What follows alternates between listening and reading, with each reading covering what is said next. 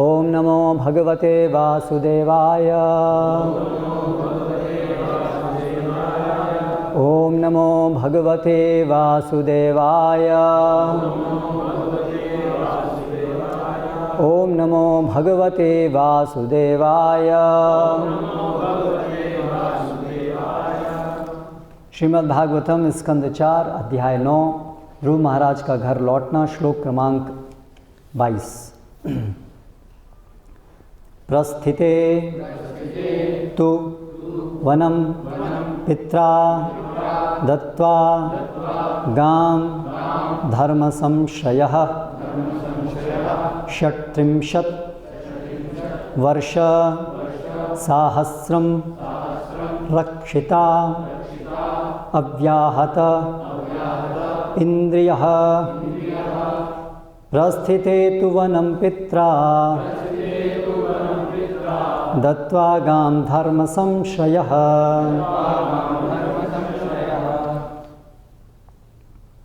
36 वर्ष साहस्रम रक्षिता व्याहतेन्द्रियः।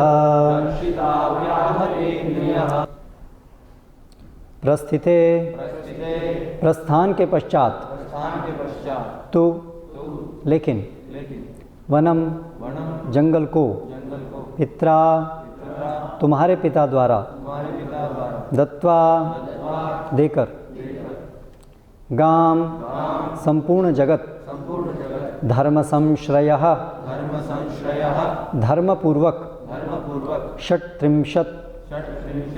36 वर्ष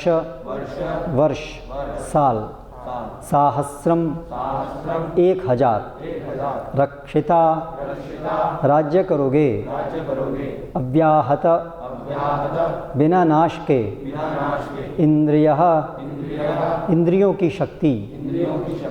अनुवाद एवं तात्पर्य द्वारा कृष्ण कृपा मूर्ति श्री श्रीमद् अभय चरणारविंद भक्ति वेदांत स्वामी श्रील प्रभुपाद इस्कॉन के संस्थापकाचार्य।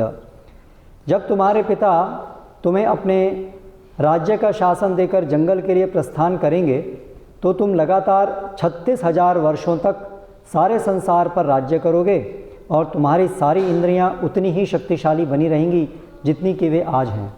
तुम कभी वृद्ध नहीं होगे। तात्पर्य, सत्ययुग में लोग प्रायः 1 लाख वर्ष तक जीवित रहते थे। उन दिनों ध्रुव महाराज का 36,000 वर्षों तक राज्य करना नितांत संभव था। श्लोक क्रमांक 23 भी हम साथ में पढ़ेंगे, केवल मैं पढ़ रहा हूँ।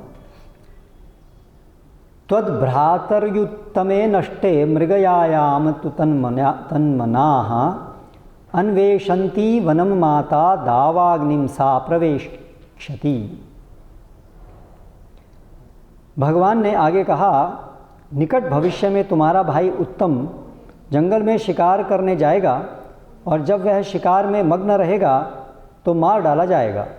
तुम्हारी विमाता सुरुचि अपने पुत्र की मृत्यु से पागल होकर उसकी खोज करने जंगल में जाएगी, किंतु वहाँ वह दावाग्नि में मारी जाएगी। तात्पर्य, ध्रुव महाराज जंगल में भगवान की खोज करने आए थे और उनके मन में उनकी विमाता से प्रतिशोध लेने की भावना थी। विमाता ने ध्रुव का अपमान किया था, जो कोई सामान्य व्यक्ति न थे वरन एक महान वैष्णव थे। एक वैष्णव के चरण कमलों के प्रति किया गया अपराध संसार में सबसे बड़ा अपराध है। ध्रुव महाराज का अपमान करने के कारण सुरुचि अपने पुत्र की मृत्यु के शोक से पागल होगी और दावाग्नि में प्रवेश करेगी, जिससे उसका जीवन समाप्त हो जाएगा। इसका विशेष उल्लेख भगवान ने ध्रुव से किया था क्योंकि वे अपनी विमाता से प्रतिशोध लेने पर दृढ़ थे। इससे हमें यह शिक्षा ग्रहण करनी चाहिए कि भूलकर भी हम किसी वैष्णव को अपमानित न करें। हमें न केवल किसी वैष्णव का ही वरन किसी का भी बिना कारण के अपमान नहीं करना चाहिए। जब सुरुचि ने ध्रुव महाराज का अपमान किया था तो वे एक नन्हे से बालक थे। निस्संदेह उसे पता न था कि ध्रुव एक जाने माने वैष्णव थे, अतः उसने अनजाने में अपराध किया था। जब कोई अनजाने में किसी वैष्णव की सेवा करता है तो भी उसका फल अच्छा होता है। श्री भगवान वैष्णव का विशेष पक्षपात करते हैं। वैष्णव को प्रसन्न या अप्रसन्न करने से परमेश्वर की प्रसन्नता तथा नाराजगी पर प्रभाव पड़ता है। श्रील विश्वनाथ चक्रवर्ती ठाकुर ने अपने गुरु की अष्टपदी प्रार्थना में कहा है, यस्य प्रसादात भगवत प्रसादः। मनुष्य द्वारा शुद्ध वैष्णव रूप गुरु को प्रसन्न करने पर परमेश्वर प्रसन्न होता है, किंतु यदि वह गुरु को नाराज कर दे तो पता नहीं उसका क्या होगा। ओम अज्ञानतिमिरान्धस्य ज्ञानञ्जनशलाकया चक्षुरुन्मीलितं येन तस्मै श्रीगुरवे नमः। श्रीचैतन्यमनोभीष्टं स्थापितं येन भूतले स्वयं रूप कदा मह्यं ददाति स्वपदान्तिकं। वन्देऽहं श्रीगुरो श्रीयुतः पदकमलं श्रीगुरून् वैष्णवांश्च। श्रीरूपं साग्रजातं सहगणरघुनाथान्वितं तं सजीवं साद्वैतं सावधूतं परिजनसहितं कृष्णचैतन्यदेवं श्रीराधाकृष्णपादान् सहगणललिता श्रीविशाखान्वितांश्च। जय श्रीकृष्णचैतन्य प्रभु नित्यानन्द श्री अद्वैत गदाधर श्रीवासादि गौरभक्तवृन्द। हरे कृष्ण कृष्ण कृष्ण हरे हरे, हरे राम राम राम हरे हरे।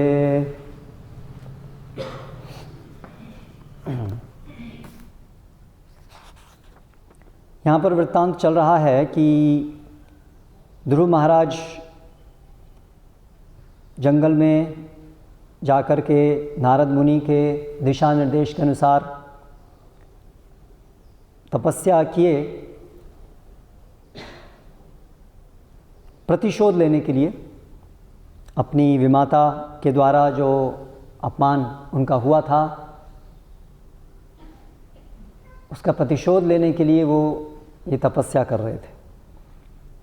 और अभी भगवान लेकिन वो जो तपस्या कर रहे थे तो नारद मुनि ने जो उनको तपस्या करने के लिए कहा उसमें भक्ति निहित थी, और इसीलिए वो भक्ति के प्रभाव से धीरे धीरे उनका हृदय शुद्ध हो गया। और वो प्रतिशोध लेने की बात तो बहुत दूर, अभी उनके हृदय में शुद्ध भक्ति जागृत हो गई।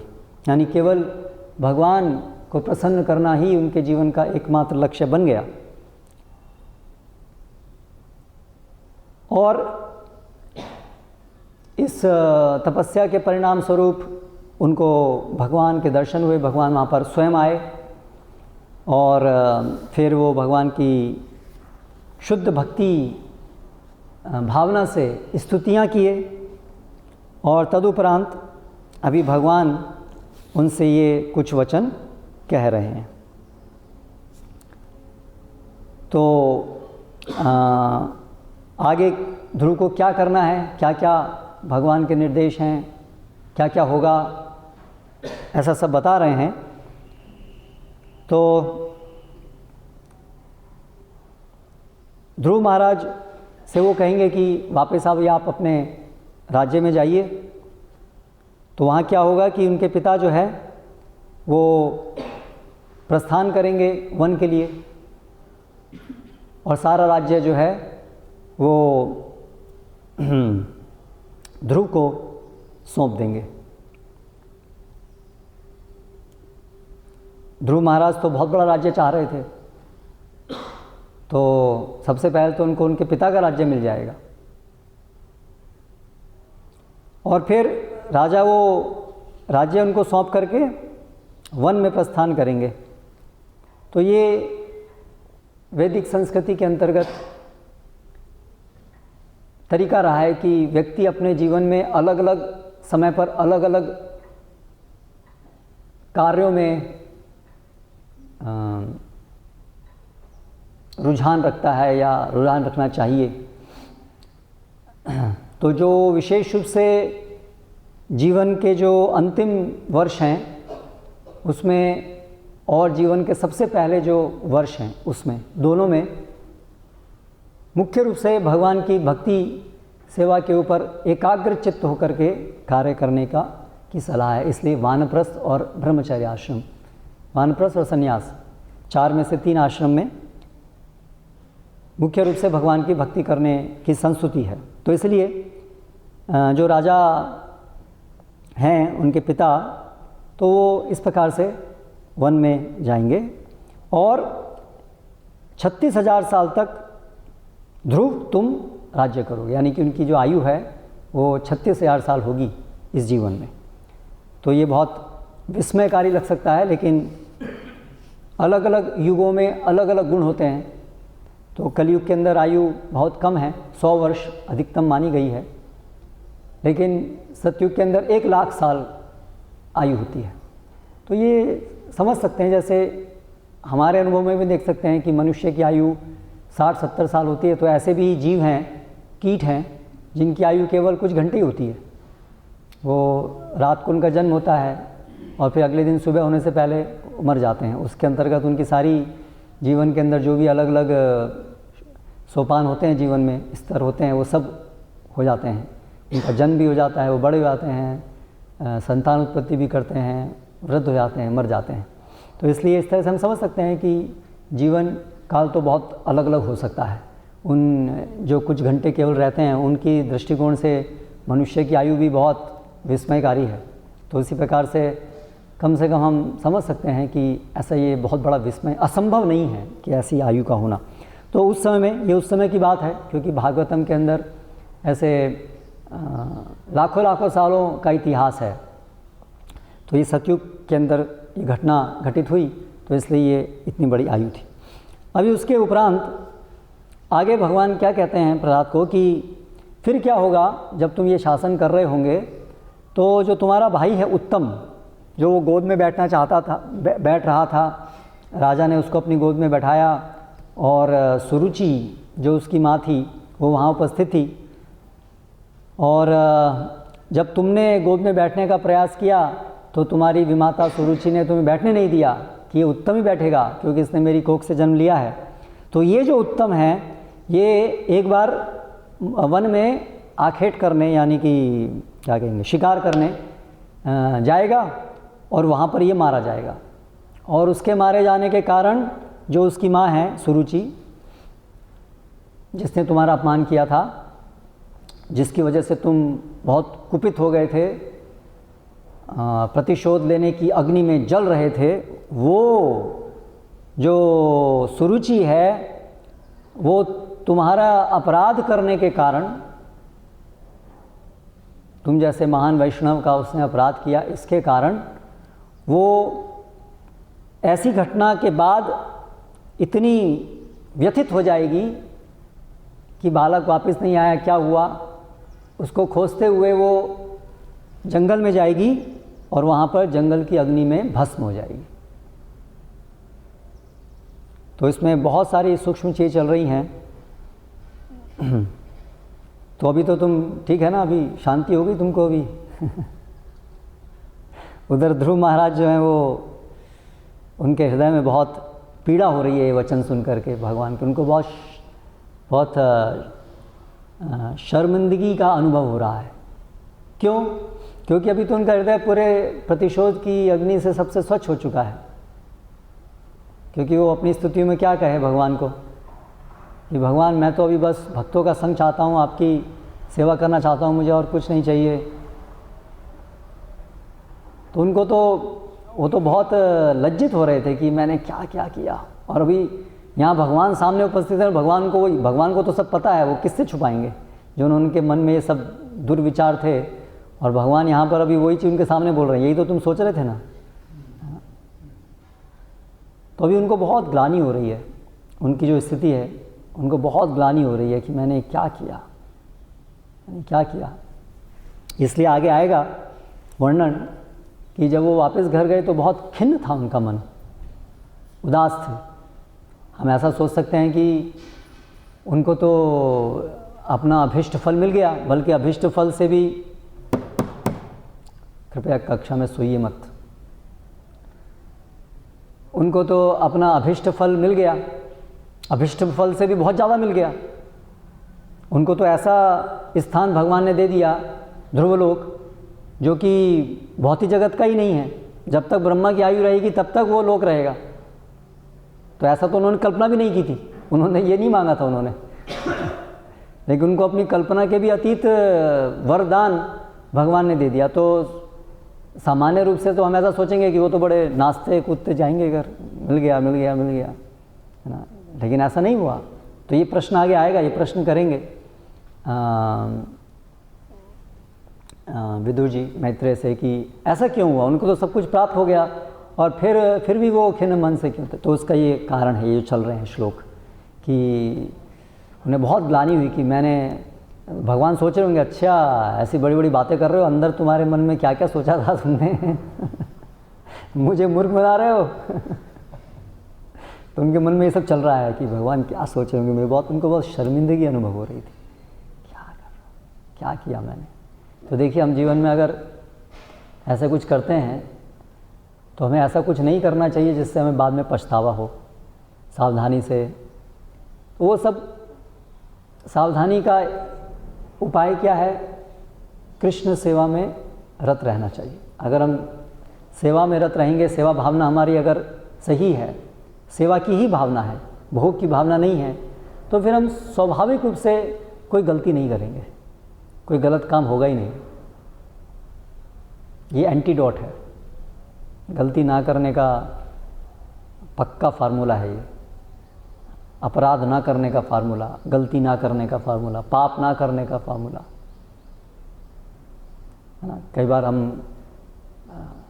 मेरे अंदर बहुत पाप है, गंदगी है, मैं क्या करूं, आदतें बहुत गंदी हैं, क्या करें। तो बहुत सारे लोग अलग अलग उपाय सुझाते हैं पर्सनैलिटी डेवलपमेंट के नाम पर और अलग अलग चीज़। लेकिन वास्तव में अगर व्यक्ति सेवोन्मुख है, भगवान की सेवा में तत्पर है, तो उससे जाने अनजाने में कोई अपराध होगा ही नहीं, कोई गलती होगी नहीं उससे। और यदि कोई व्यक्ति भोग वासना, भोग भाव में है, मैं जगत का भोगता हूँ, मुझे अपनी इंद्रियों का भोग करना है, यदि ऐसी उसकी धारणा है तो वो निश्चित रूप से पाप करेगा ही करेगा, अपमान, पाप, अपराध सब कुछ करेगा। तो इसलिए हमें इस बात पर, इसको अपने जीवन में अनुशीलन करने का प्रयास करना चाहिए।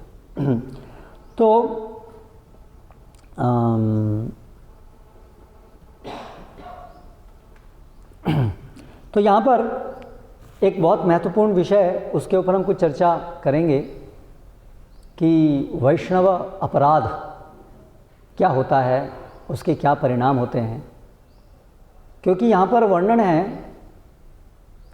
कि सुरुचि की जो इस प्रकार से मृत्यु हुई, वो ध्रुव महाराज के प्रति जो उन्होंने अपराध किया था उसके कारण उसकी ऐसी गति हुई। तो शास्त्रों में अनेक स्थानों पर ये उल्लेख है कि वैष्णव अपराध, हाथी माता अपराध भी उसको कहा गया है। एक हाथी कैसे अगर कोई बागीचे में प्रविष्ट हो जाए और तो उससे फिर बागीचा पूरा खराब हो जाता है, पूरा खराब नहीं, पूरा ख़त्म हो जाता है।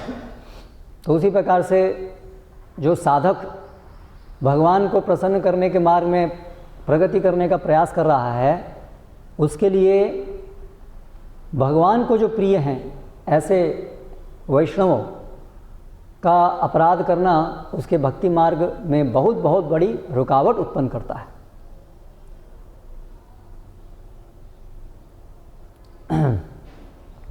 तो उस विषय में कुछ महत्वपूर्ण विषय हैं समझने योग्य।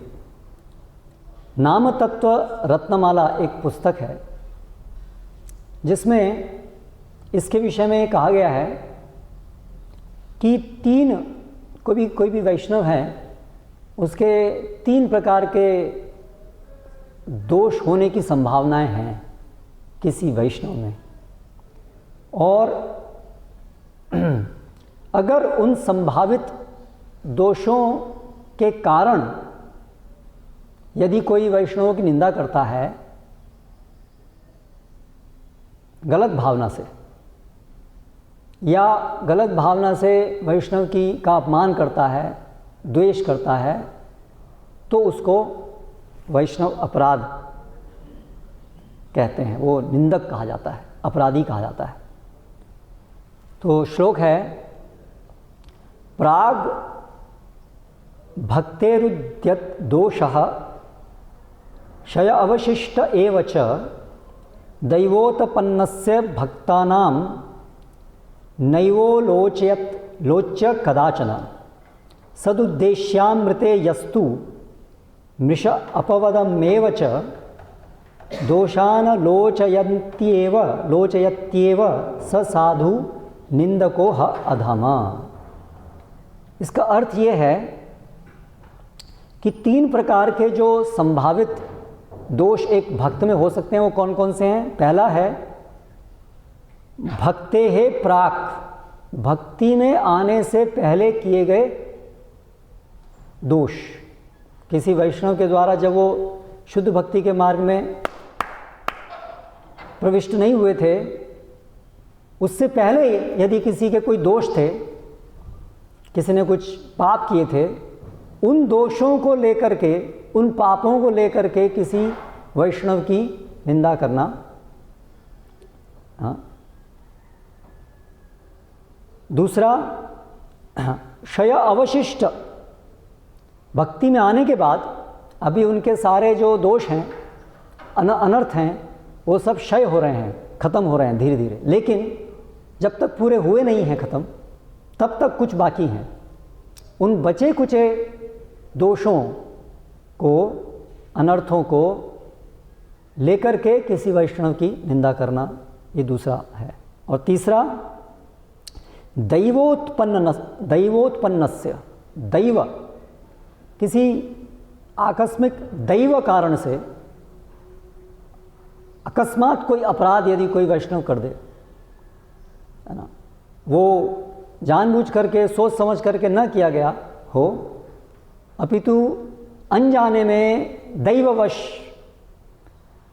यानी कि जो उसकी पूर्व वृत्तियां थी, उससे अचानक कोई वही अपराध हो जाए, उसको दैवोत्पन्न कहा गया है। तो ऐसे जो अपराध हैं किसी भक्त के, उनको लेकर के आलोचना नहीं करनी चाहिए। सद उद्देश्यामृते, वो भी कैसे, सद उद्देश्य के बिना, यानी कि इन 3 प्रकार के जो दोष हैं उनकी आलोचना की जा सकती है सही उद्देश्य से। वो क्या सही उद्देश्य हैं उसको भी हम देखेंगे, लेकिन सही उद्देश्य नहीं है उसके बिना यदि कोई आलोचना करता है किसी भक्त की, मृष, ईर्ष्यावश, द्वेषवश, तो वो व्यक्ति जो है साधु निंदक कहलाता है। ठीक है, तो ये तो हो गए 3 प्रकार के संभावित दोष। अभी यदि किसी भक्त के अंदर 3 प्रकार के ये संभावित दोषों के अलावा कोई दोष दिख रहा है, तो क्या हमें फिर कोई भी उद्देश्य से निंदा करनी चाहिए? जैसे मान लीजिए कोई भक्त हैं अर्थात वेशभूषा में और कंठी और बाह्य चिन्हों से भक्त हैं, प्रतीत होते हैं, लेकिन हम देखते हैं कि वो जो हैं इन तीनों के कैटेगरी वर्गों के अंदर उनके दोष नहीं हैं। वो जानबूझ करके, उनकी आदत ही है अपराध करना, पाप करना। ऐसा नहीं कि वो गंभीरता से शुद्ध भक्ति का प्रयास कर रहे हैं, नहीं, ऐसा नहीं है। वो भक्ति के नाम पर इंद्रिय भोग कर रहे हैं, उनकी आदत ही है। उन्होंने अन्याभिलाषता शून्यम, उनकी धारणा नहीं है। गंभीरता से, हृदय से सारे अन्य इच्छाओं को छोड़ने का प्रयास नहीं कर रहे हैं, अनर्थों को छोड़ने का प्रयास नहीं कर रहे हैं, बल्कि दिखावा कर रहे हैं भक्ति का पूरी तरह से या कुछ हद तक। तो फिर क्या करें? तो ये जो व्यक्ति हैं इनको भक्त आभास कहा जाता है, इनको भक्त नहीं कहा जाता है। भक्त कहाँ से शुरू होते हैं? जो जिनकी कम से कम ये जो शास्त्र के अनुसार श्रद्धा है कि हम भगवान के दास हैं, हमें भोग नहीं करना है, हमें भगवान के निस्वार्थ भाव से सेवा करनी है। ये शास्त्रों के अनुसार जो अच्छे से समझते हैं गहराई से, और जिनका जीवन इस नियम का पालन करने के लिए लगा हुआ है, तत्पर हैं जो इस पर गंभीरता से, उनको वैष्णव कहते हैं। और फिर इसके अंदर फर्दर आगे और वर्ग हैं जो निरंतर, जो केवल ये जानते हैं बस, और अभी भक्ति साधना में बहुत गंभीर नहीं हुए हैं, तो कम से कम वैष्णव हैं। जो निरंतर नियमित रूप से नियमों का पालन करते हुए भगवान की भक्ति साधना कर रहे हैं, उनको मध्यम अधिकारी, उससे उत्तम स्तर के भक्त कहा जाता है, मध्यम अधिकारी।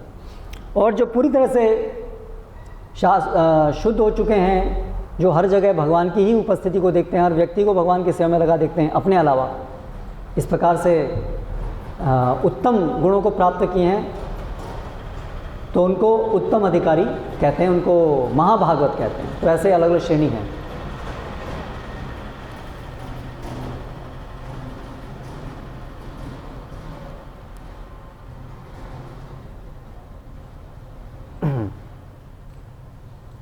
तो इनको भक्त प्राय कहते हैं।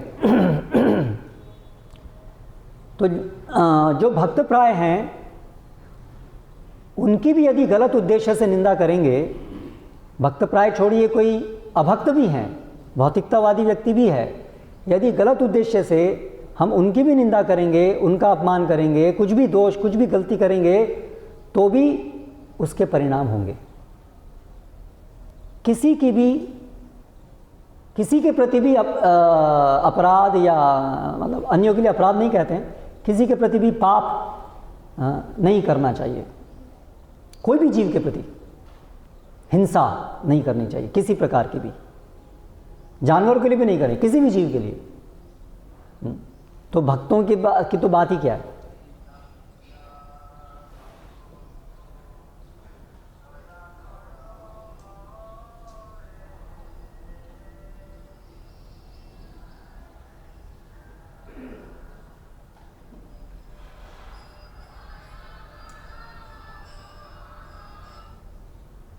अभी देख लीजिए अपने मोबाइल एक बार, फिर से नहीं बजे किसी का।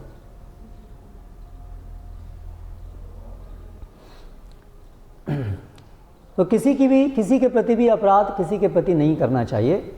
लेकिन उत्तरोत्तर जो वैष्णव हैं, उनके प्रति यदि हम अपराध करते हैं तो उसके परिणाम बहुत घातक होते हैं। वनस्पत अगर हम कोई अभक्त के प्रति अपराध कर रहे हैं तो उसके, लेकिन परिणाम तो सबके होते हैं घातक, इसलिए किसी के प्रति भी अपराध नहीं करना है। इसलिए हम ये चर्चा कर रहे हैं कि अपराध कैसे बनते हैं। तो अभी हमने कहा कि गलत उद्देश्य से किसी की निंदा नहीं करनी चाहिए, अर्थात कुछ सही उद्देश्य भी हैं। तो गलत उद्देश्य क्या क्या हो सकते हैं जिसकी वजह से वैष्णव अपराध बनेगा, वैष्णव अपराध बनेगा, वो क्या क्या गलत उद्देश्य हो सकते हैं। तो स्कंद पुराण में बताया गया है, हंति निंदति वै द्वेष्टि वैष्णवान नाभिनंदति क्रुध्यते याति नो हर्षम दर्शने पतनानि षट। तो ये 6 प्रकार से हम किसी वैष्णव का, मतलब ये गलत हेतु हो सकते हैं किसी वैष्णव के प्रति। अपराध दोष जो हम देख रहे हैं किसी में, वो गलत मोटिव, गलत उद्देश्य, ये 6 हो सकते हैं। हंति, या तो कोई वैष्णव को मारता है, ईर्ष्या द्वेषवश उनको मारता है, निंदति, ईर्ष्या द्वेषवश उनकी निंदा करता है, द्वेष्टि, द्वेष करता है, वैष्णवान न अभिनंदति, उनका यथोचित सत्कार नहीं करता है। वैष्णव मिले और आपने अपना मुंह फेर लिया, सत्कार, यथोचित सत्कार, सामान्य जीव के लिए भी यथोचित सब सत्कार के नियम है ना। बड़ों के प्रति कैसे सत्कार, बड़ों का सत्कार कैसे होना चाहिए, अपने समान कक्षा के जो हैं उनका सत्कार कैसे होना चाहिए, सबके नियम हैं। तो उसी प्रकार से हम वैष्णवों को जब मिलें तो उसका एक कोई आए हमारे घर आए या हम उससे मिलें कहीं पर, तो उसके एक शास्त्र के अनुसार पद्धति है। तो अगर आप उस प्रकार से सत्कार नहीं करते हैं, द्वेषवश, ईर्ष्यावश, है ना, हमें हृदय में जो है किसी के प्रति नफरत है, तो हम उसको मिलता है तो अपना मुंह फेर लेते हैं। तो ना अभिनंदती, क्रुध्यते, क्रोधित होते हैं, ईर्ष्या द्वेषवश। याति नो हर्षम दर्शने, उनके दर्शन पर हमें हर्ष नहीं होता है। तो ये सब 6 प्रकार से कोई भी वैष्णव की गलत हेतु से हमने निंदा की या अपराध किया होता है। तो अभी यहाँ पर क्या हो रहा है, सुनीति ने क्या किया, सुरुचि ने क्या किया कि अभी उसको द्वेष था सुनीति से और सुनीति के बालक से, ध्रुव से। अपने पर घमंड था बहुत कि मैं कितनी महान हूँ, राजा की मैं प्रिय हूँ, और ये जो मेरी सौत है ये प्रिय नहीं है भगवान को। तो ये घमंड हो गया, अहंकार हो गया। तो ये भावना जो है वो पाप जनित करने वाली भावना है। ईर्ष्या, द्वेष, काम, क्रोध, लोभ, मोह, मद, मत्सर्य, इनसे हम सारे दुष्कर्म करते हैं, पाप अपराध सब करते हैं। तो उसकी ऐसी भावना थी कि मैं श्रेष्ठ हूँ। तो कोई भी अपने अंदर गुण है, अगर उसके कारण हमें अभिमान होता है तो वो एक अनर्थ है। चाहे आध्यात्मिक दृष्टि से हमारी कोई गुणवत्ता हो या भौतिक दृष्टि से कोई गुण हो, उसको लेकर के यदि हमें घमंड है तो उसके कारण हम कहीं ना कहीं अपराध करेंगे किसी ना किसी का। हमें ये समझना चाहिए अगर हमारे अंदर कोई भी कुछ गुण है तो वो तो भगवान के द्वारा दिया गया एक उपहार है, वो हमारी संपत्ति नहीं है जिसको लेकर के हम घमंड कर सकते हैं। घमंड मतलब अपना है ही नहीं तो किसका घमंड करेंगे। वो तो हमें दान में दिया गया है, और दान में भी किस लिए दिया गया है, भगवान की सेवा करने के लिए दिया गया है, क्योंकि हम तो सेवक हैं, हम भोक्ता ही नहीं। तो अगर हमारे अंदर कुछ गुण है तो उसका एकमात्र उपयोग भगवान की सेवा में होना चाहिए, ना कि घमंड उससे प्राप्त करने के लिए। उससे हम अपने ही पैर में कुल्हाड़ी मार रहे हैं। तो सुरुचि को ये घमंड था, और इसलिए उसको और उससे फिर द्वेष था। जो अपने से निम्न गुणों वाले होते हैं उनके सामान्य रूप से द्वेष होता है। अभिमान का ये दूसरा उसका परिणाम है। अपने पर अभिमान है तो जिनके अंदर हमसे कम गुण है उनके प्रति हमें द्वेष होता है, और अगर कोई व्यक्ति हमसे अधिक गुणवान होता है तो उसके प्रति ईर्ष्या होती है, और जो अपने से समान होते हैं उनके प्रति हम स्पर्धा करते हैं। तो तीनों प्रकार से हम अपमान करते हैं, दोष निकालते हैं सबका। तो इस प्रकार से उसको द्वेष था, और इसी द्वेष से प्रेरित होकर के उसने ध्रुव को, जो एक बालक था और बैठने की इच्छा कर रहा था अपने पिता की गोद में, कितनी सामान्य, कितनी सरल स्वाभाविक बात थी, लेकिन उसने द्वेषवश ध्रुव को अपने पिता की गोद में नहीं बैठने दिया, बल्कि उसको और खरी खरी सुना दी, है ना। तो इस प्रकार से उसने ये अपराध किया ध्रुव महाराज का। तो इसलिए हमें ये सावधान रहना चाहिए कि अगर किसी भी भक्त के प्रति हमें ये ईर्ष्या द्वेष की भावना है तो वो अपराध को जन्म देगी। और ये सब का रूट मूल क्या है, भोग भावना। हमारे अंदर सेवा की वृत्ति कम है, इसलिए काम ये सब दोष हैं। अगर हमारा चित्त हमेशा भगवान को प्रसन्न करने में ही रहेगा तो हमें मौका ही कहाँ मिलेगा ये सब सोचने का कि द्वेष और ईर्ष्या के लिए जगह ही कहाँ रहेगी हमारे हृदय में। लेकिन हमारा हृदय रिक्त है, उसमें कृष्ण प्रेम नहीं है, उसमें कृष्ण सेवा की भावना नहीं है, खाली पड़ा हुआ है। तो खाली पड़ा तो इसलिए क्या होता है, वो सारे जो दुश्मन हैं वो उसको आके जगह घेर लेते हैं, कब्जा कर लेते हैं। इसलिए हमारा हृदय खाली नहीं होना चाहिए, उसमें भगवान की सेवा से ओतप्रोत होना चाहिए। हमारा हृदय, हमारा मन, हमारा चित्त, हमारी इंद्रियां सब कुछ भरी होनी चाहिए, खाली नहीं छोड़ना है उसको। क्योंकि माया जो है ताक लगा के बैठी है, जहाँ खाली जगह मिली वहाँ वो प्रवेश कर जाएगी। इसलिए हमारी चेतना हमेशा ओतप्रोत रहनी चाहिए सेवा से। जब ऐसा होगा तो फिर जगह ही नहीं मिलेगी, कुछ होगा ही नहीं अंदर। कवच, ये कवच है, ये चेतना।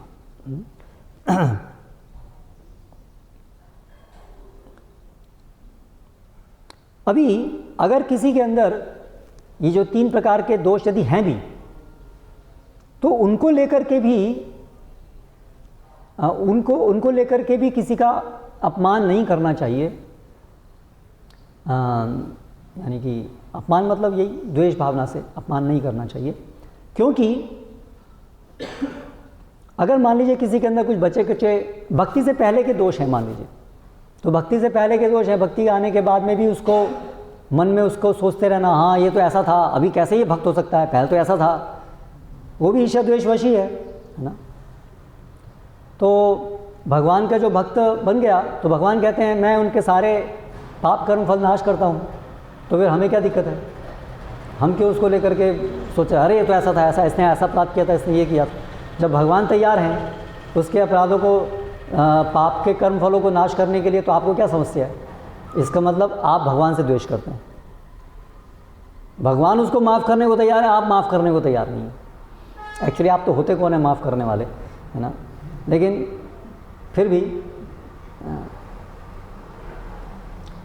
दूसरा, अगर किसी के अंदर अभी बचे कुचे कुछ अनर्थ हैं, हम देख रहे हैं कोई भक्त जो है गंभीर है, भगवान में विश्वास रखता है, साधना करता है, प्रयास कर रहा है सेवा में आगे बढ़ने का, सेवा कर रहा है, भगवान का नाम ले रहा है, ये सब कर रहा है भक्तों के संग में, लेकिन क्योंकि हमने बहुत बहुत बहुत करोड़ों करोड़ों जन्मों से बहुत सारे ये अनर्थों को ही अपने हृदय में संजोया है, तो समय लगता है। हमारे जीवन में हम देख रहे हैं समय लगता है, अनर्थ तुरंत नहीं निकलते हैं, ऐसे दूसरे के जीवन में भी है। लेकिन अगर हम देख रहे हैं कि भक्त तो गंभीरता से प्रयास तो कर रहा है, तो इसका मतलब जो भी अनर्थ बचे हैं वो बचे कुचे हैं, वो मार्ग में हैं, वो निकल जाएंगे धीरे धीरे। तो उनको लेकर के क्यों सोचना चाहिए कि ये दोष है, क्योंकि वो तो केवल रास्ते में है, वो तो धीरे धीरे निकल जाने वाले हैं, है ना। तो इसलिए उनको लेकर के भी मन में नहीं सोचना चाहिए कि ये इसका दोष है, ये इसका दोष है, ये इसका दोष है, ऐसा उसको बड़ा नहीं लेना चाहिए। हाँ।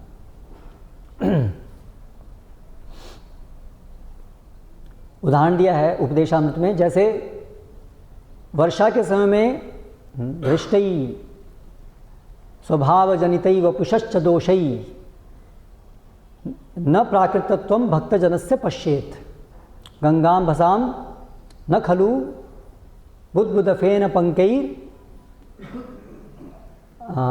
ब्रह्म द्रवत्वम अपगच्छति नीर धर्मई। जिस प्रकार से गंगा नदी बारिश के समय में उसमें मिट्टी आ जाती है, उसका रंग बदल जाता है, उसमें बुदबुदा झाग ये सब उत्पन्न हो जाते हैं, लेकिन फिर भी जो विद्वान व्यक्ति हैं, जो गंगा के आध्यात्मिक गुणों को जानते हैं, वो फिर भी गंगा नदी में ऐसे समय भी स्नान करते हैं, क्योंकि उससे गंगा का जो महान गुण है वो प्रभावित नहीं होता है इन ऊपरी गंदगी से। तो उसी प्रकार से एक भक्त जो गंभीर है, भगवान की सेवा करने में प्रयासरत है गंभीरता से, उसके अंदर यदि ये बचे कुचे कुछ दोष होते भी हैं, तो उससे उसकी जो महानता है वो कम नहीं होती है। ऐसे भक्त का संग फिर भी हमें लाभदायक है, जैसे गंगा नदी का स्पर्श लाभदायक है, फिर भी यदि भले ही उसमें मिट्टी भी क्यों ना हो, इवन शव भी क्यों ना हो, तो भी। तो उसी प्रकार से अगर ऐसा कोई गंभीर भक्त है जो गंभीरता से प्रयासरत है, उसका संग हमारे लिए वांछित है, वो हमारे लिए लाभदायक है। तो इसलिए वो दोष क्यों देखने चाहिए। और भगवान एक भक्त के हृदय में जितने भी दोष होते हैं, भगवान स्वयं उसको साफ कर देते हैं, तो प्रायश्चित करने की जरूरत नहीं पड़ती है उसको। तो इसलिए हमें इन चीज़ों को महान नहीं देखना चाहिए। लेकिन 3 प्रकार के जो दोष हैं, सद उद्देश्य से उनको देखा जा सकता है, गलत उद्देश्य से नहीं देखना चाहिए, लेकिन सही हेतु से उनको देखना चाहिए, ऐसा भी है, ये भी समझना है। क्योंकि एक बहुत बड़ी भ्रांत धारणा भक्तों के बीच में होती है कि कोई भी किसी को भी किसी की कोई गलती को इंगित नहीं करे, ये तो वैष्णव अपराध हो जाएगा, ऐसी एक धारणा भी रहती है, लेकिन ऐसा नहीं है। सही उद्देश्य से किसी भक्त के दोषों को देखा जा सकता है, बल्कि देखना आवश्यक है। तो वो 3 सही उद्देश्य क्या हैं? पहला, उस भक्त के हितार्थ, उस भक्त को समझाने के लिए उसके अंदर से वो दोष निकलें, खत्म हो, उस उद्देश्य से यदि दोषों को बताया जा रहा है, तो वो अपराध नहीं है। जैसे कोई गुरु या वरिष्ठ भक्त किसी कनिष्ठ को प्रशिक्षण देने के उद्देश्य से, उसमें सुधार हो इस उद्देश्य से यदि उसको उसके दोष बताते हैं, तो उसको अपराध नहीं कहा जाता है। उसको बताते हैं या किसी अन्य ऐसे व्यक्ति को बताते हैं, उसके वरिष्ठ को बताते हैं, जिससे वो उसको सुधार पाए, तो भी वो अपराध नहीं है। कई बार भक्त लोग क्या बोलते हैं, मान लीजिए किसी भक्त का कोई दोष कोई एक अन्य भक्त देख रहा है, और वो देख रहा है कि ये दोष है इसके अंदर, इसकी वजह से इसकी प्रगति नहीं हो रही है, ये अनर्थ है इनके अंदर, और उसके अंदर भावना है कि ये अनर्थ से ये कैसे बाहर निकले। इस उद्देश्य से वो उसके इस दोष के बारे में कंप्लेंट, हम सामान्यतः से यूज़ करते हैं, कंप्लेंट करता है उसके अथॉरिटी को, किसी एक वरिष्ठ भक्त को, अध्यक्ष को, या कि प्रभु जी वो ऐसा करते हैं, उनको थोड़ा समझाइए आप, ऐसा है आप देखिए ज़रा, उनके अंदर ये ऐसा ऐसा वो करते हैं, इसकी वजह से ये अनर्थ है उनके अंदर। तो अभी वो जो इंचार्ज हैं वो उन भक्त से यदि बात करते हैं कि भाई ऐसा ऐसा आपके बारे में सुनने में आया कि आप ऐसा करते हैं, तो बोलते हैं किसने कहा, पहले तो नाम बताओ मेरे को किसने कहा, देख लूँगा मैं।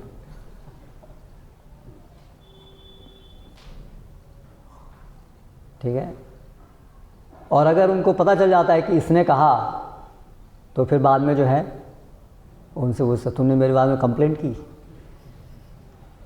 तो ये क्या दिखा रहा है कि वो जो तथाकथित भक्त है वो प्राकृत भक्त है, भक्त आभास है वो, क्योंकि उसे अपने मान सम्मान की इच्छा प्राथमिक है।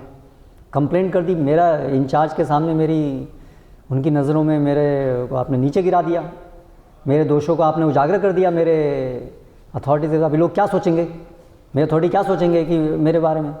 तो इसका मतलब वो भक्त जो है वो प्राकृत भक्त है, वो भक्त नहीं है, भक्त का आभास है। क्योंकि भक्त की मनोवृत्ति तो कैसे होनी चाहिए, अगर कोई मेरे दोषों को मेरे हितैषियों को बता रहा है, तो इससे अच्छी बात और क्या होगी। मेरे हितैषी को कोई मेरे दोषों को बताएगा तो हितैषी मुझे ठीक करेंगे, तो ये तो बड़े आनंद की, उसको धन्यवाद जाके देना चाहिए। हाँ वो धन्यवाद, मैं इसको समझ ही नहीं पा रहा था, मैंने दोष आपने समझा और आपने मेरे को बताया, उसको तो बहुत धन्यवाद देना चाहिए। धन्यवाद देने की जगह हम उसको लाठी मारते हैं, बात करना बंद कर देते हैं उससे। तो इसका मतलब ये बड़ी न्यूफाइट मेंटालिटी है, ये कनिष्ठ अवस्था है, ये विचार निम्न विचार है, वो समझा नहीं है भक्ति को ढंग से, वो ये विचार है। तो हमें कभी ऐसा नहीं करना चाहिए। हमारे दोष को यदि कोई बता रहा है तो हमें इसमें हर्षित होना चाहिए। अगर कोई जब हमारा गुणगान करता है तब तो हम बड़े लड्डू फूटते हैं हमारे हृदय में, हाँ, हम उस भक्त को बहुत अच्छा लगता है, ये भक्त बहुत एडवांस है, ये भक्त बहुत अच्छा उन्नत भक्त है, ये सब समझता है भक्ति सिद्धांतों को। क्यों? क्योंकि ये मेरा गुणगान कर रहा है, इसलिए सारे भक्ति के सिद्धांतों को समझता है। और अगर कोई मेरे दोषों को उजागर करता है तो ये बेकार भक्त है। ऐसे हमें सावधान रहना चाहिए, चल क्या रहा है हमारे हृदय में, है ना। तो इस प्रकार से तो अपने संदर्भ में और दूसरे के संदर्भ में अलग तरीके से बातचीत चलती है ना। यदि हम कोई भक्त को देखते हैं कि वो मान लीजिए हमें ऐसा लग रहा है कि हमारा कोई दोष है ही नहीं, फिर भी कोई व्यक्ति हमारे दोष देख रहा है और वो हमारे हित के लिए नहीं, ईर्ष्यावश हमें बोल रहा है या अन्यों को बोल रहा है ना। तो फिर हमें क्या सोचना चाहिए, हाँ देखो मैंने सुना था वैष्णव अपराध किसे कहते हैं, यही है वैष्णव अपराध, ये वैष्णव अपराध कर रहा है। करेक्ट, सामान्यतः हम ऐसा सोचते हैं ना कि ये जो है दोषों को देख रहा है, मेरे बचे कुछ दोष हैं मेरे तो, बल्कि दोष है ही नहीं मेरे तो, है ना, और ये उन दोषों को देख रहा है, इसका मतलब ये वैष्णव अपराध कर रहा है। करेक्ट। तो ये सोचना गलत है, क्योंकि हम सोच रहे हैं इसका मतलब हम बड़े वैष्णव हैं कि हमारे प्रति वो अपराध कर रहा है। एक भक्त क्या सोचता है, मैं तो वैष्णव हुई नहीं। कोई भक्त कभी नहीं सोचता है कि मैं वैष्णव हूँ, इसलिए कोई अपराध कैसे करेगा वैष्णव अपराध मेरे प्रति, है ना। कृष्णदास कविराज गोस्वामी क्या कहते हैं कि मैं तो कीट से भी ज़्यादा निम्न हूँ, जो मेरा दर्शन करता है उसके सारे पुण्य खत्म हो जाते हैं, है ना। तो कभी भी हमें अपने को वैष्णव नहीं सोचना चाहिए। वास्तव में जो भक्त प्रगति करता है वो उतना ही अपने को तृण से भी अधिक निम्न समझता है।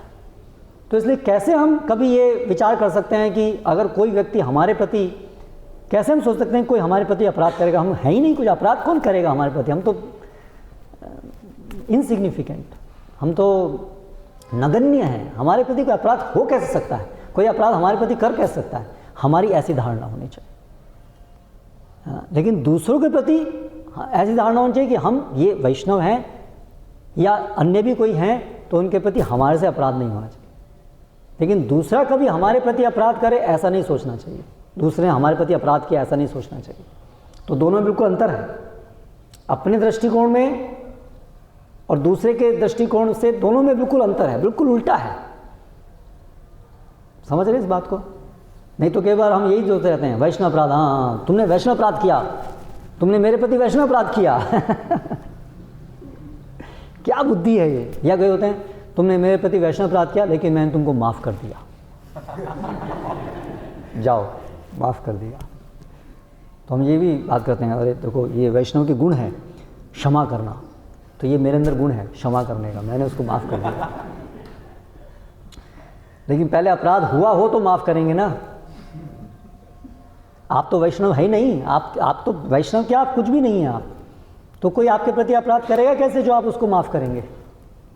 तो ये बहुत ज़्यादा सोचते रहना कि मैं माफ़ करूँगा, मैं माफ़ करूँगा, इसका मतलब आप सोच रहे हैं कि कोई आपके प्रति अपराध कर सकता है, तो ही तो आप इतना ज़्यादा माफ़ करने के बारे में सोच रहे हैं, है ना, क्षमा करने के बारे में सोच रहे हैं। तो वो वही उसी का ही बहन भाई है, वो उसी भावना का। तो हमें ऐसा नहीं सोचना चाहिए, हमारी तरफ से हमेशा सोचना चाहिए कि हमारी तरफ से अपराध हो सकता है, इसलिए हम किसी का अपराध नहीं करें। फिर दूसरा सत हेतु, सही हेतु हो सकता है कि अगर हम जन साधारण को या भक्त समुदाय को सिखाने के लिए, एजुकेशन के लिए किसी का दोष बताएं कि देखो ये ऐसे दोष होता है, ये अपराध है, ये गलत है, ये अनर्थ है, उसको इंगित करने के लिए, सिखाने के लिए अगर हम किसी के दोषों को बताते हैं तो फिर वो भी अपराध नहीं गिनाता है। जैसे आप देखिए, हम बात करते हैं कि मृगारी ऐसा था, वाल्मीकि पहले ऐसे थे, तो ये सब दोष बताते हैं, है ना। लेकिन उसका उद्देश्य क्या है? अगर उसका उद्देश्य शिक्षा देना है, क्योंकि सही चीज़ को समझाने के लिए गलत क्या है वो भी समझाना पड़ता है।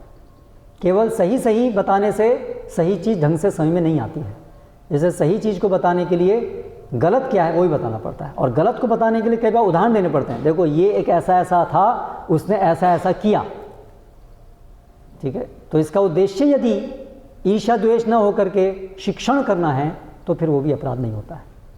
तो इसलिए कक्षा में कई बार क्या होता है, कई बार कोई भक्त ने कोई कुछ किया होता है तो भी कक्षा में कोई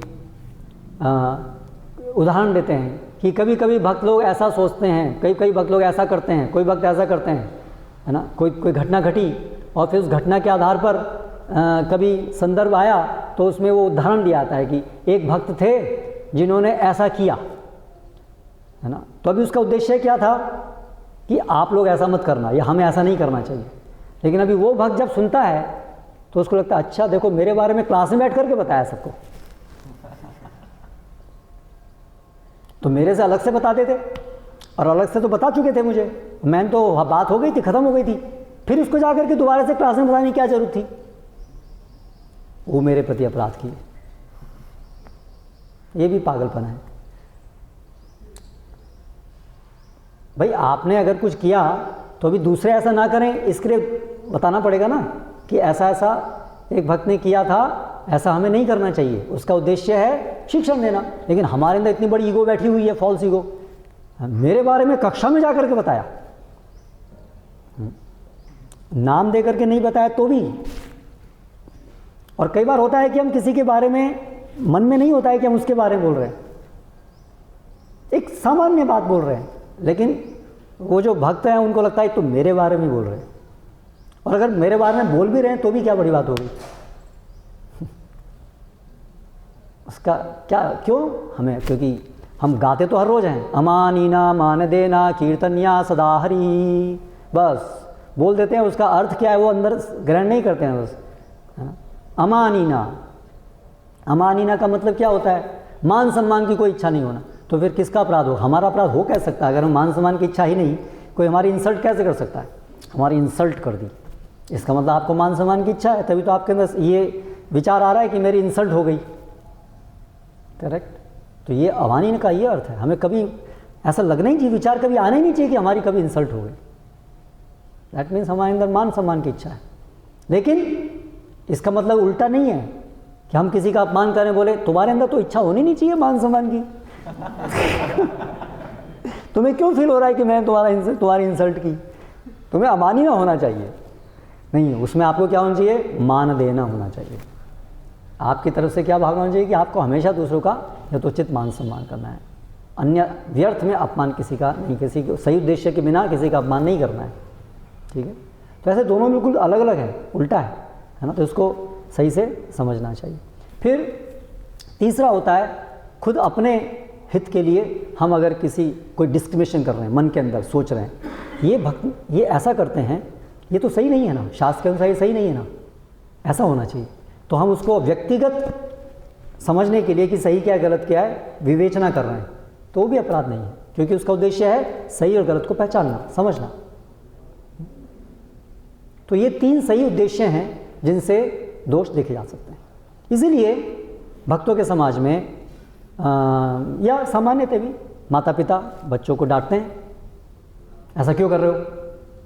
लेकिन आजकल ये अपराध माने जाने लगा है, कोई किसी को नहीं डांटे, है ना? अध्यापक शिष्य को डांटता है ना? शास्त्र में बताया गया, चाणक्य पंडित ने बताया है कि लालने बहवो दोषा ताड़ने बहवो गुणा। ताड़न में बहुत गुण हैं। ताड़न करने से यदि शिक्षक जो है, पिता जो है, वो बच्चे का ताड़न करता है तो उससे बच्चे के अंदर गुण निखर के आते हैं। और यदि उसको केवल पुचकारता रहता है तो उसके अंदर सारे दोष इकट्ठे हो जाते हैं।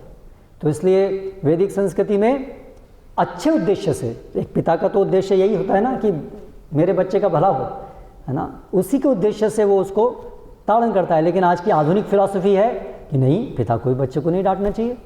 और इसलिए आजकल बच्चे जब ये सुनते हैं, यही सब सुनते हैं स्कूल में कॉलेज में आके, तो पिता डांटते हैं तो बोलते हैं आप हमें डांटने वाले कौन होते हैं? तो मरो फिर।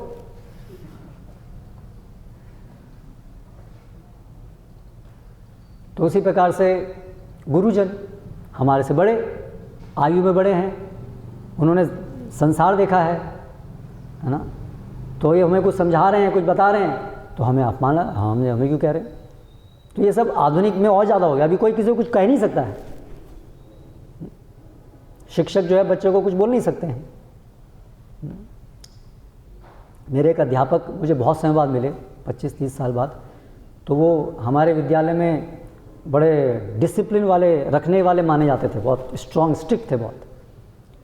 तो अभी मैं उनसे मिला तो बोले, ऐसी बात चल रही थी, बोले अभी तो बेटे दिन अभी चले गए हमारे, हम तो अभी किसी को डिसिप्लिन नहीं कर सकते हैं, केस कर देते हैं बच्चे तो इसलिए अभी वो समय चला गया।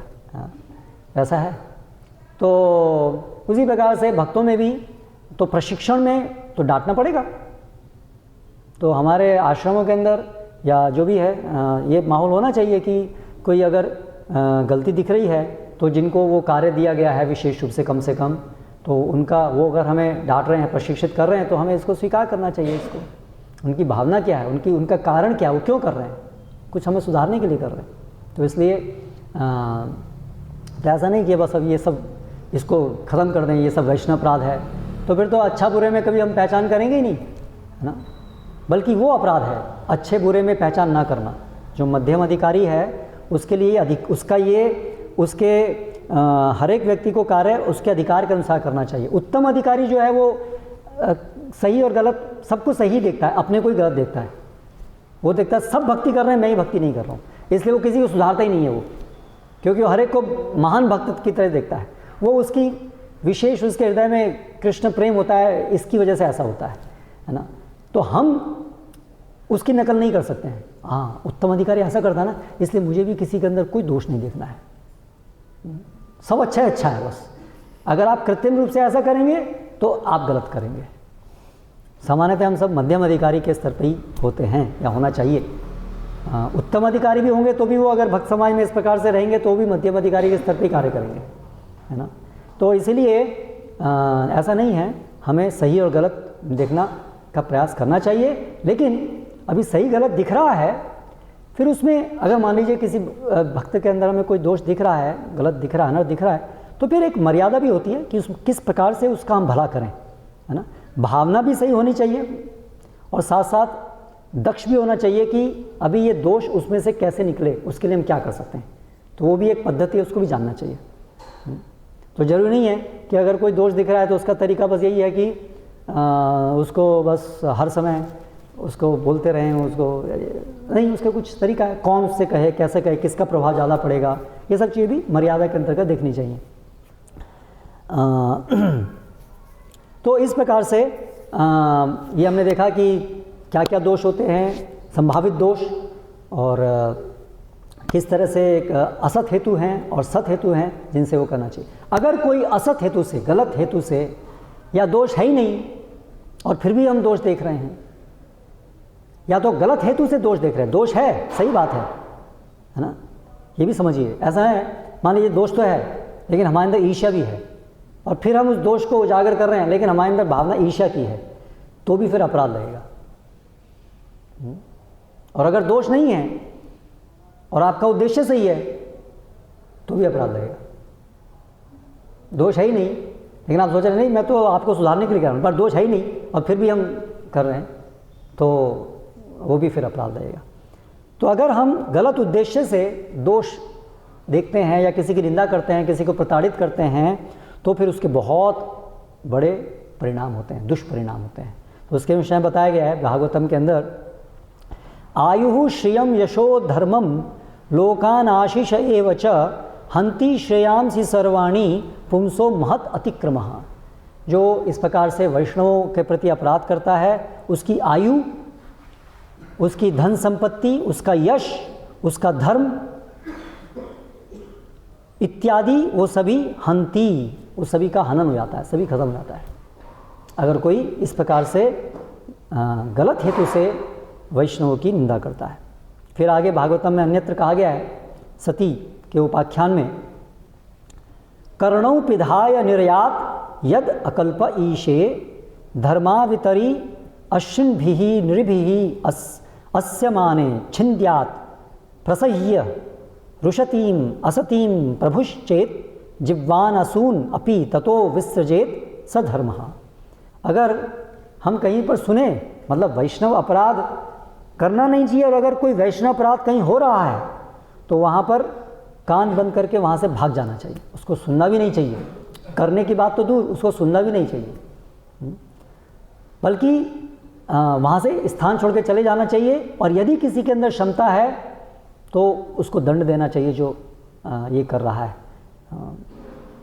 और फिर मतलब इतना बड़ा बताया गया दंड भी क्या कि उसकी जीवा काट देनी चाहिए, उसको मार देना चाहिए और फिर खुद मर जाना चाहिए। मतलब ये एक्सट्रीम, इतना घोर अपराध है वो। तो कम से कम वहाँ रहना नहीं चाहिए, ये बात है, स्थान छोड़ देना चाहिए। यानी खुद तो करना ही नहीं चाहिए बल्कि ऐसा सुनना भी नहीं चाहिए वैष्णव अपराध। फिर अन्यत्र कहा गया है शिशुपाल व्याख्यान के आख्यान के संदर्भ में, निंदाम भगवतः श्रियांस तत्परस्य जनस्य वा ततो नापैति यह सोपि याति अधमा सुक्तताच्युतः। अगर कोई भगवान या भगवान के भक्तों का अपराध करता है और वहाँ से हम भागते नहीं हैं, उसको सुनते रहते हैं, तो वो भी नरक में जा कर के गिर जाता है। तो करने वाले का तो क्या होगा। फिर उसी प्रकार से हरि भक्ति विलास में बताया है कि जो इस प्रकार से भगवान के भक्तों का अपराध करता है, उसके अर्थ, धर्म, यश, सुता, उसके बच्चे, उसका यश, उसका धर्म, उसका अर्थ, वो सभी का नाश हो जाता है।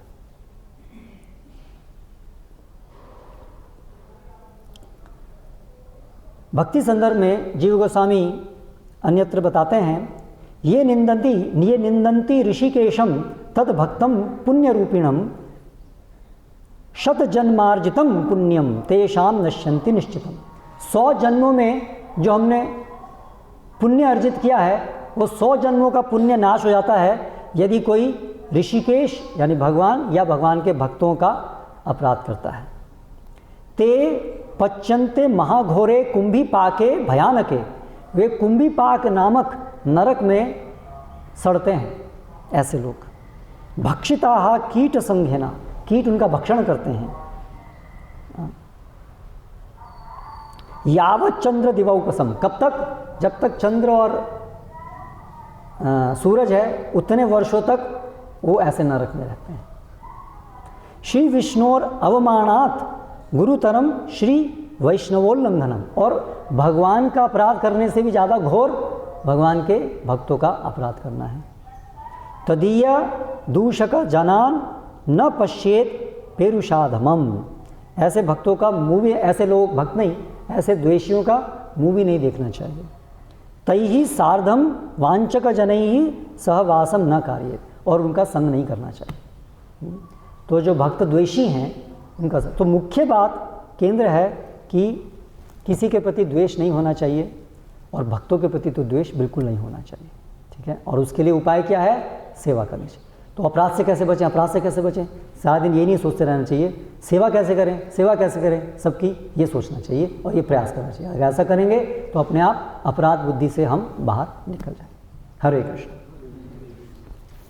इस संदर्भ में यदि कोई किसी का प्रश्न है, टिप्पणी है।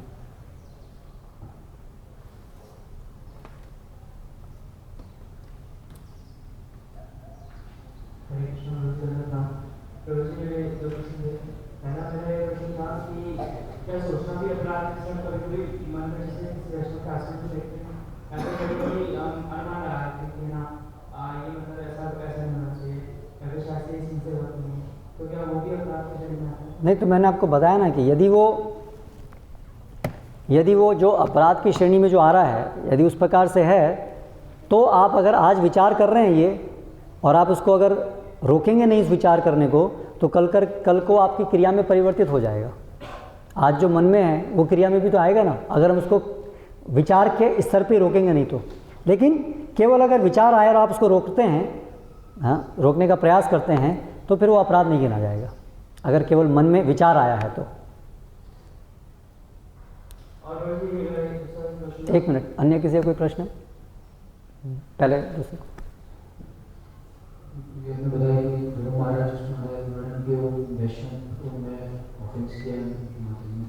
तो मैं देखा कि प्रतिशोध की भावना आ गई ध्रुव महाराज में, लेकिन हम देखते दुर्वासा मुनि और दूसरे अन्य भक्तों के अगर कोई अपराध करता है तो वो तो हमेशा ही सोचते नहीं मैंने अपराध नहीं किया। हाँ, लेकिन हम यहाँ देख रहे हैं कि उनकी माता है, उनको बोला तो उनको प्रतिशोध कर रहे हैं, तो वहाँ कैसे उनको अपराध करना है उनकी माता में? भगवान नहीं, अगर कोई दूसरा व्यक्ति गलत है तो उससे हमारी गलती सही नहीं हो जाती। अगर ध्रुव महाराज गलती कर रहे हैं प्रतिशोध करके, तो उससे सुरुचि का अपराध खत्म नहीं हो जाता। ऐसा नहीं है कि तुमने भी तो गलती की इसलिए मेरी गलती खत्म, ऐसा नहीं है। आपकी गलती आपके ऊपर काउंट होगी, उसकी उसके ऊपर काउंट होगी। तो इसलिए प्रतिशोध जो किया वो उन्होंने गलती की, ध्रुव महाराज ने, इसलिए तो उनको बहुत पश्चाताप हुआ। लेकिन क्योंकि वो भगवान की शरण में आ गए और उनको पश्चाताप हुआ, उन्होंने वो सब चीज़ छोड़ दी, इसलिए वो सब खत्म हो गया, शुद्ध भक्त बन गए। लेकिन यस, वो तो गलती थी उनकी उस समय। तो उस समय वैष्णव कैसे बताया नहीं, मतलब वो वैष्णव पोटेंशियल वैष्णव थे, बाद में वो ध्रुव महाराज के रूप में महान वैष्णव बने ना। तो ये भी है, अगर कोई उस समय नहीं है और आगे वैष्णव हो गया तो भी वो उसके परिणाम फिर घातक हो सकते हैं आगे भी। इसलिए अनजाने में हो गया उनसे, वो तो जानती नहीं थी कि वैष्णव है, पर फिर भी वो वैष्णव अपराध की श्रेणी में गिना जाएगा। और हर भक्त तो पोटेंशियल वैष्णव है इसलिए किसी के प्रति भी वो नहीं करना चाहिए, सावधान रहना चाहिए।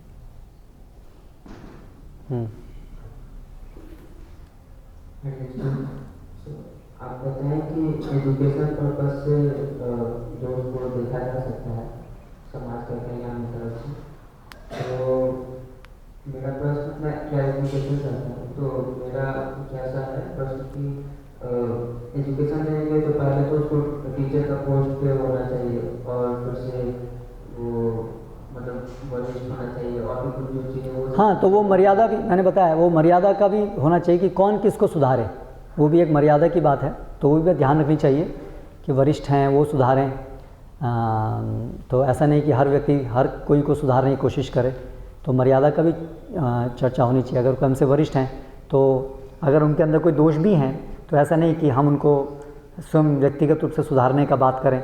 और दोष किस प्रकार का है, किस उसकी कितना बड़ा है, वो भी मायने रखता है।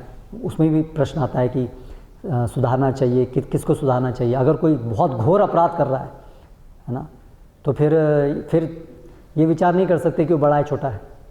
अगर कोई बहुत बड़ा अपराध को करने जा रहा है तो उसको कोई भी हो उसको रोकना चाहिए।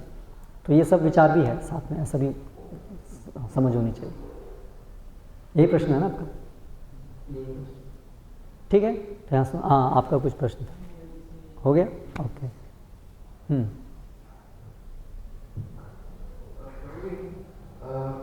जब कोई बहुत वैष्णव अपराध करता है तो मतलब वो भक्ति में उस गति से आगे नहीं बढ़ पाता। लेकिन अगर कोई नॉर्मल व्यक्ति का भी भक्त अभी नहीं बना, वो अगर कोई बहुत बुरा वैष्णव अपराध कर देता है तो उसके क्या कॉन्सिक्वेंसेस होते हैं? भक्त अपराध कोई भी करे, चाहे भक्त करे चाहे अभक्त करे, उसके कंसिक्वेंसेस तो जो भक्त है उसके जीवन में अपराध का मतलब होता है जिससे हमारी भक्ति अवरुद्ध हो जाए। तो जो भक्ति कर रहे हैं उनकी भक्ति अवरुद्ध होगी और साथ साथ शारीरिक और अलग अलग दृष्टि से परिणाम भी होंगे। उनका भक्ति से पतन, पाप में कर्मों में लिप्त होना, ये सब भी हो सकता है। और जो अभक्त है तो भक्ति तो कर ही नहीं रहा है, तो भक्ति अवरुद्ध होने का प्रश्न नहीं है, क्योंकि भक्ति तो उसकी शुरू नहीं हुई है। लेकिन फिर शारीरिक कष्ट और मानसिक कष्ट और ये सब जो हमने वर्णन सुना, उसका यश, उसका ये सब खत्म हो सकता है, ये सब परिणाम होंगे उसके। ठीक है। श्रील प्रभुपाद की जय। हरे कृष्ण।